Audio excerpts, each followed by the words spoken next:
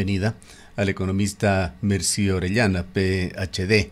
Ella es catedrática universitaria. Economista Orellana, muy buenos días. Quisiéramos conocer su punto de vista sobre la situación de Ecuador, las perspectivas que se tienen, además las expectativas que se tienen en este año, en esta cantidad o estas cifras más bien tan variables que diversos organismos están dando sobre el crecimiento de la economía ecuatoriana, que parten algunas desde el orden de un 1,5% de crecimiento hasta el optimista 4% del presidente Noboa. ¿Cómo ve usted la situación? ¿Cómo está, doctor Cardoso? Muy buenos días. Muchas gracias por la invitación. Muy buenos días con todos y todas. Es importante analizar el contexto que vive el Ecuador.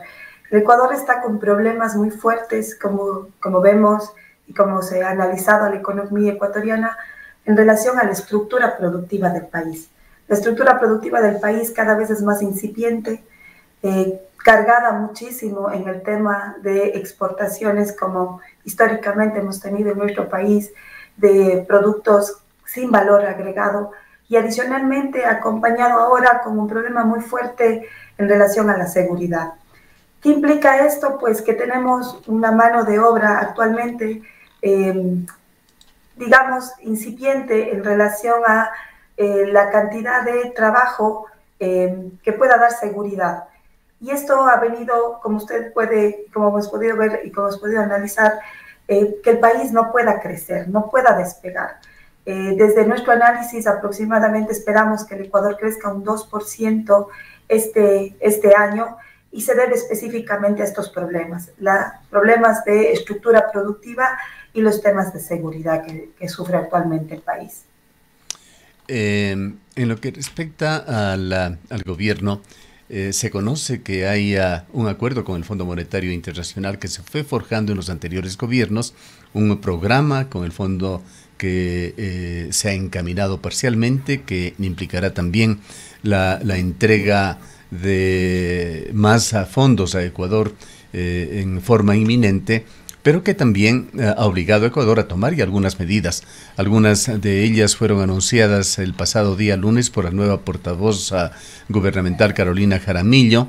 Se trató allí sobre la creación de una tasa de fiscalización minera, una apertura del catastro minero que se dará a mediados de este mes, auditorías a empresas públicas problemáticas como Petroecuador, Selec, Senel y otras, eliminación del subsidio al diésel para el sector atunero y también una toma de medida en la tarifa eléctrica para grandes consumidores.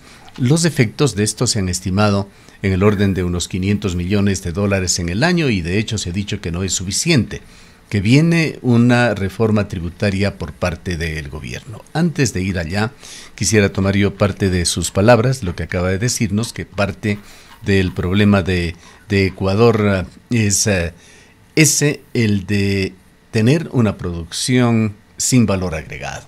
Es decir, Ecuador trabaja con commodities, con determinados productos agro, no podemos llamarlo exactamente agroindustriales, pero por lo menos algún procesamiento reciben, camarón, banano, cacao y otros, pero en realidad Ecuador, y coincidimos absolutamente con usted, no ha trabajado en dar un mayor valor agregado a su producción agrícola o de otro orden. Y aquí quisiera preguntarle a usted sus reflexiones: ¿por qué en Ecuador no se impulsa por parte de los gobiernos un cambio en la matriz productiva? Yo creo que aquí hay varios factores, Gustavo, y es muy importante también analizar qué ha hecho el país. Yo creo que el país ha tratado y ha invertido muchísimo en esta idea de cambiar la matriz productiva. Sin embargo, también creo que ha habido demasiado proteccionismo a las grandes empresas, que lo que han llevado de una u otra forma es aventajarse de ciertas políticas que protegían a la producción nacional. Pero ya de eso ha pasado 10 años, ya hemos firmado tratados de libre comercio que de una u otra forma empiezan a bajar estas barreras y el producto externo se ve más barato. ¿Qué implica esto? Que las empresas productoras que recibieron esta ayuda del gobierno no han cumplido su parte. Es decir, dotarse de tecnología, de mejorar sus procesos, en este caso de buscar nuevos mercados. Creo que eso ha sido compartida la responsabilidad entre el gobierno y entre las grandes empresas productoras y exportadoras a su vez. ¿Qué nos está llevando a esto? A que si vemos el Ecuador siempre retrocede. Teníamos una fuerte inversión, si recordamos aproximadamente hace 10 años, el Ecuador cambia su modelo de desarrollo a un modelo de desarrollo cepalino, es decir, de protección de la producción nacional, y esto tenía muchísimos aranceles que protegía los productos que entraban, en este caso los productos importados, para que los productos ecuatorianos de una u otra forma podían ser competitivos a nivel del consumo nacional, pero quedó en eso. Si nosotros vemos, el gobierno era uno de los principales impulsores del consumo del producto nacional, pero de un producto nacional que no disminuía su precio y que tampoco mejoraba su calidad. ¿Qué pasa después que el gobierno se queda sin esta capacidad de seguir contratando porque ya se endeudó demasiado? Es como pasa en los hogares, gastamos demasiado y si no hemos mejorado la calidad, nuestro trabajo, las características de consumo en el hogar, pues vamos a empezar a sentir que no tenemos el dinero suficiente para seguir comprando. ¿Qué pasó con el sistema de compras públicas? El sistema de compras públicas permitía ya, y de una u otra forma no daba las diferencias entre el producto nacional y el producto importado. Y el producto importado siempre ha sido más barato. ¿Qué implica ahora? Que muchísima compra pública tiene un componente importante de producto importado, generando eso, que nuevamente el país desacelere su crecimiento porque ya no consume el producto nacional. Y vemos muchas empresas que se dedicaban solo a abastecer al gobierno, ya les ha tocado ahora disminuir su producción para el gobierno y trata de competir en un mercado nacional que es muy competitivo. Y esto también debido a los tratados de libre comercio, a estas facilidades que ya vamos a ver también de importar para el autoconsumo, también para el consumo de empresas, y de una u otra forma genera que ahora el país tenga esta debilidad muy fuerte a nivel de competencia en precios y en calidad de los productos importados. ¿Cómo vio usted las medidas anunciadas por Carolina Jaramillo, con ese impacto que señalábamos del orden de unos 500 millones de dólares en el año? Yo creo que, Gustavo, son medidas súper interesantes porque se necesita dinero en el corto plazo. Adicionalmente es un gobierno que está entrando recién y por lo tanto no podemos hablar de que podemos ver medidas ya de mediano y largo plazo porque la gente recién se va a adaptar. Sabemos que hay una polaridad muy fuerte, el gobierno no tiene más del 55% de apoyo y por lo tanto cualquier medida que trate de ajustar fuertemente, por ejemplo impuestos, son medidas no populares para un gobierno que recién entra.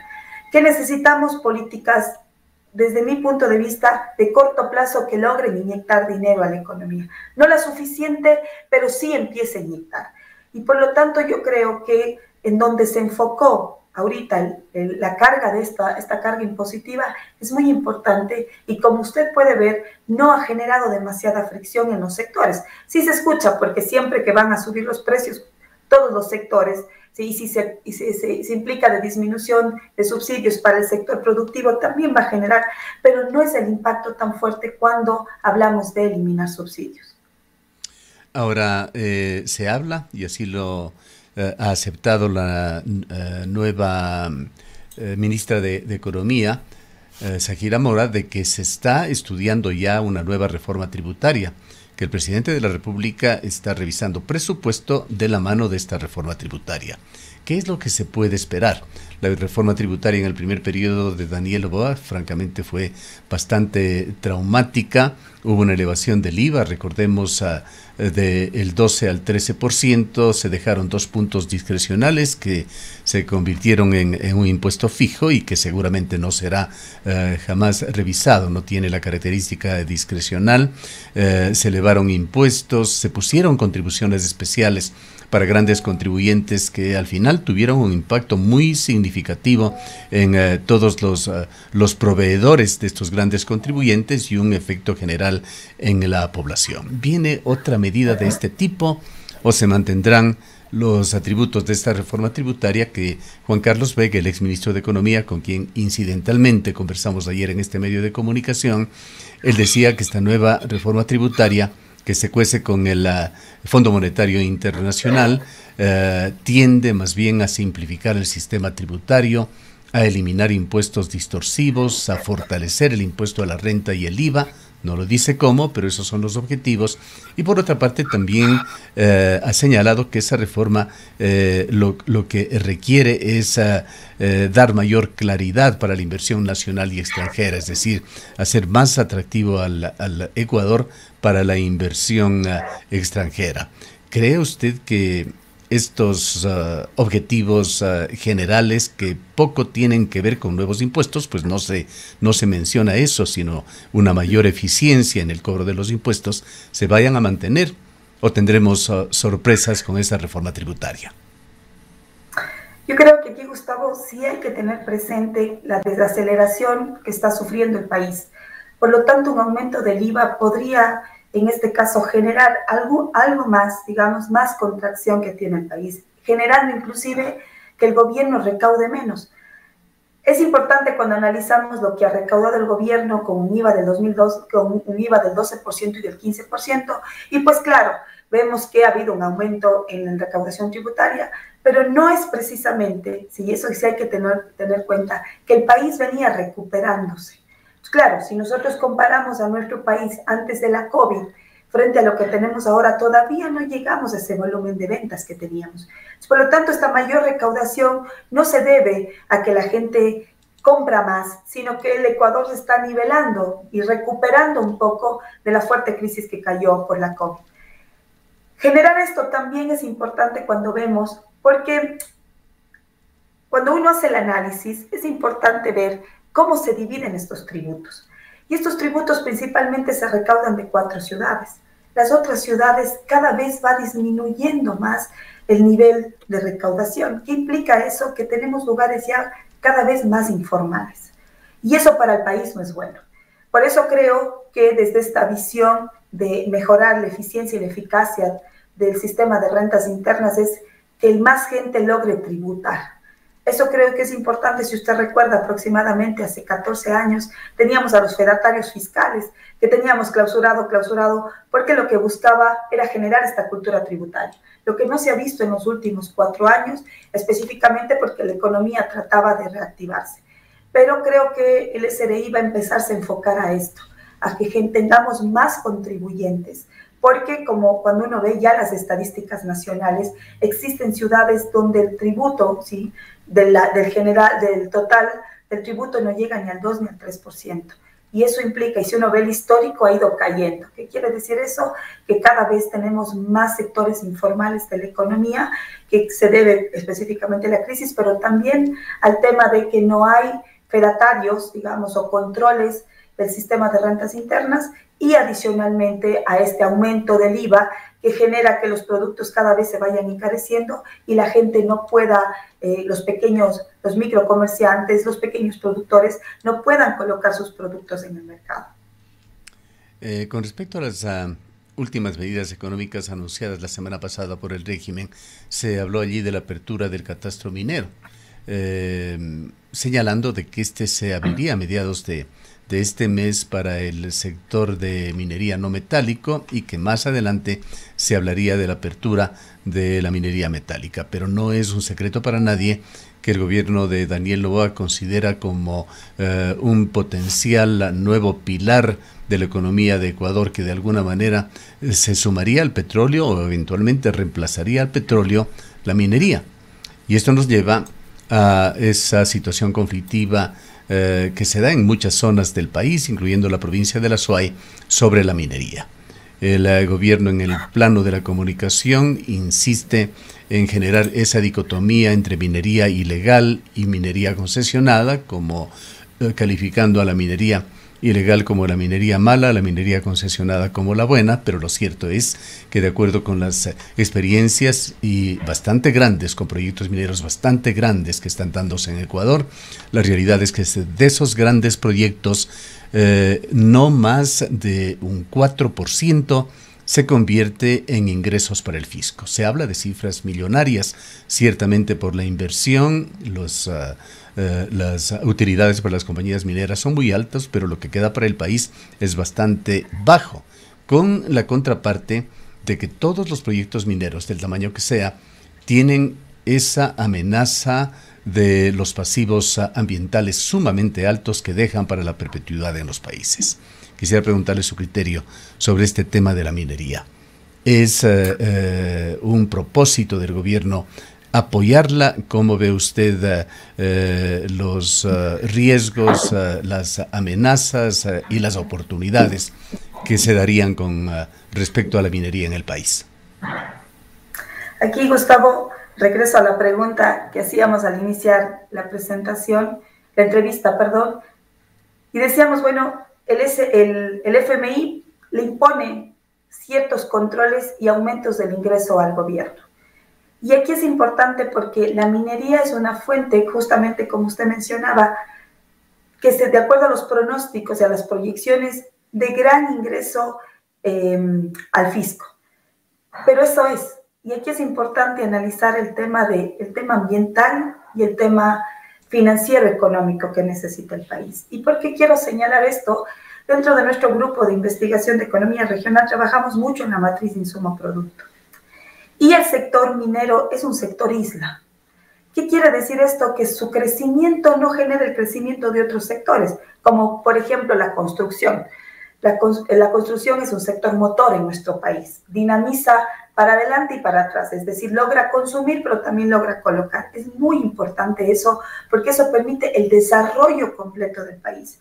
Para mí el sector minero sí provoca mayores ingresos desde el punto de vista estatal, pero el problema es que no logra desarrollar, y el impacto tan grande que puede generar en ciertos sectores, a nivel no solamente ambiental, sino a nivel social, los problemas sociales que tiene, ¿sí? Es importante si nosotros analizamos y vemos ciertos sectores donde ya no existen familias, solo están hombres trabajando, pero también hay una separación fuerte en la parte social, digamos, en la parte de los hogares, pero la minería no logra más que eso, más que generar mayores tributos sin generar desarrollo al país.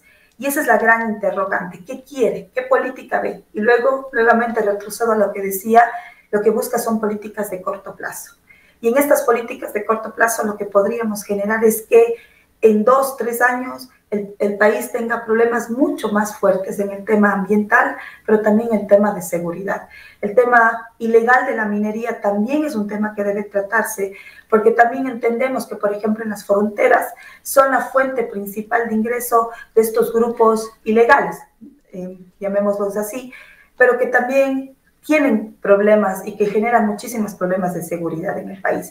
Así que creo que esto debe ser mucho más analizado, debe centrarse en un desarrollo, no solamente en crecimiento y mayor recaudación, sino que genera mayor impacto a todo el país, no solamente a un sector.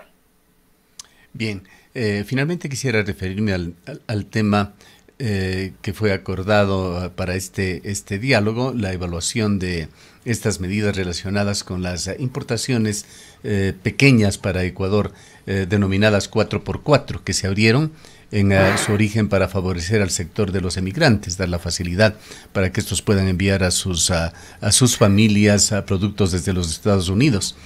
Se encendieron alarmas aquí en la ciudad de Cuenca, en la Cámara de Industrias, luego en esta organización que defiende las marcas ecuatorianas, señalando que se había distorsionado, que había una aberración en este sistema y que se había convertido en un sistema de contrabando que estaba afectando seriamente a la producción local, particularmente en textiles, calzados y otras ramas. Pero hay también discrepancias sobre el tema. Las compañías de courier que traen, y aquí se incluye el servicio de transporte, no es exclusivamente impuestos, productos desde los Estados Unidos, han anunciado ya nuevas tarifas de $6 por libra, que era lo usual, ahora costará $8.50 por libra este servicio de transporte y de internación de productos desde el exterior. Por otra parte, la Asociación Ecuatoriana de Empresas de Mensajería, que están organizadas, han advertido que con las nuevas medidas podrían generarse efectos adversos como el aumento del contrabando, la expansión del mercado informal, una reducción en los ingresos fiscales proyectados por comercio electrónico. Importante en esto entonces conocer su opinión. Claro, aquí es interesante, Gustavo, que hablamos de un impuesto de cuantía fija, es decir, en este modelo 4x4, si usted trae hasta 4 kilos, ¿sí? $400 paga $20, pero si trae 2 kilos también paga $20. No es una nueva, digamos, una medida nueva. El gobierno del expresidente Guillermo Lasso, pues quitó. Nosotros pagábamos anteriormente $42 por mensajería en el 4x4 y ahorita se habla de $20. Sin embargo, ¿cuál ha sido el gran problema? Para mí ha sido, digamos, la falta de control desde la SENAE en quién trae esta paquetería. ¿Y por qué? Porque si nosotros vemos cómo nace, la idea es para el consumo, ¿sí? Para el autoconsumo. Pero sin embargo, actualmente las estadísticas señalan que más del 70% de paquetes que viene por este régimen va para el comercio. Claro, 70% implica que no está pagando IVA y no está pagando impuestos. Y adicionalmente llega con un precio, ¿sí? Con un costo que no es competitivo para el importador, que sí tiene que pagar todo el valor en relación a los impuestos. Cuando hablamos de este aumento en el costo de la mensajería, no se debe específicamente a este impuesto. Yo trabajo también en la empresa privada y aproximadamente lo que a usted le costaba hace 3 meses traer un contenedor de China le costaba $1,600, ahorita está bordeando los $4,500 o $5,000. A eso se debe el aumento del costo de la mensajería. Por lo tanto, si nosotros vemos, esto es un efecto externo, es un shock externo debido a la política de los Estados Unidos, así que ahorita existe muchísima importación de productos chinos, lo que generaron un aumento en el precio en este caso, del transporte desde China hacia Estados Unidos y Latinoamérica. ¿Qué pasa, en cambio, para mí desde este análisis? Ya, como decía, aproximadamente hablamos de 6 millones de paquetes que vinieron en el 2024, lo que si nosotros ponemos, digamos que ya hay una pequeña reducción de 5 o 4 millones de paquetes, pagando $20, hablamos de casi 100 millones que van a entrar en el país, digamos, pagado y sin quejarnos, digamos así, desde el consumidor. Pero ¿cuál es el problema ahí? El problema detrás de esto es buscar que la producción nacional nuevamente pueda crecer. Y versus los precios que se traen desde China, desde los Estados Unidos, tenemos no competitivos. Sabiendo que muchos, por ejemplo, el calzado que se hace en Gualaceo, tiene materia prima que es importada y esa materia prima que venga de ciertos lugares tiene que pagar impuestos. Así que no logra ser competitivo con productos que vienen sin pagar impuestos.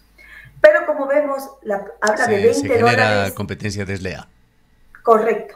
Y hablamos de $20 a nivel de cualquier tipo de paquetería. Es decir, no solamente es una protección, porque yo creo que ahí sí debería regularse la importación de textiles y de calzado, que el Ecuador ha generado cierto desarrollo productivo.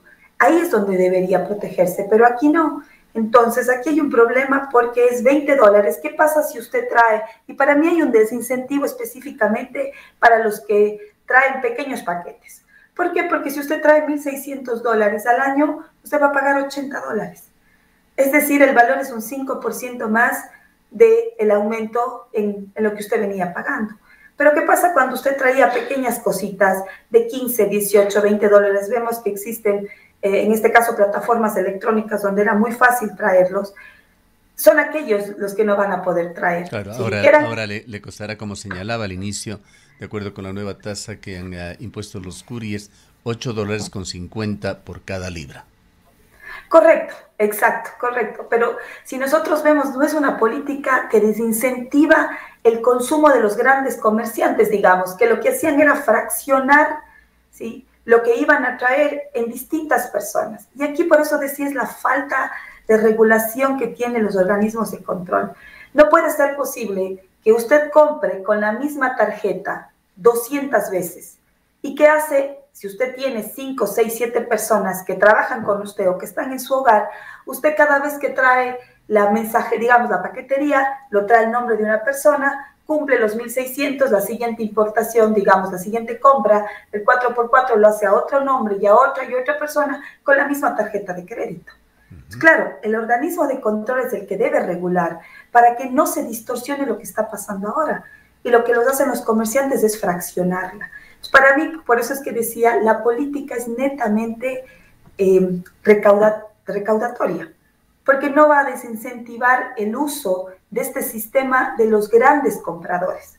De los pequeños sí, como digo, de los pequeños, y por eso muchísimos hablan que es una política retroactiva, ¿sí? Porque los que traían 80, 40, 50 dólares, pues para ellos la carga que cada vez que traigan va a ser fuerte. Pero para los grandes...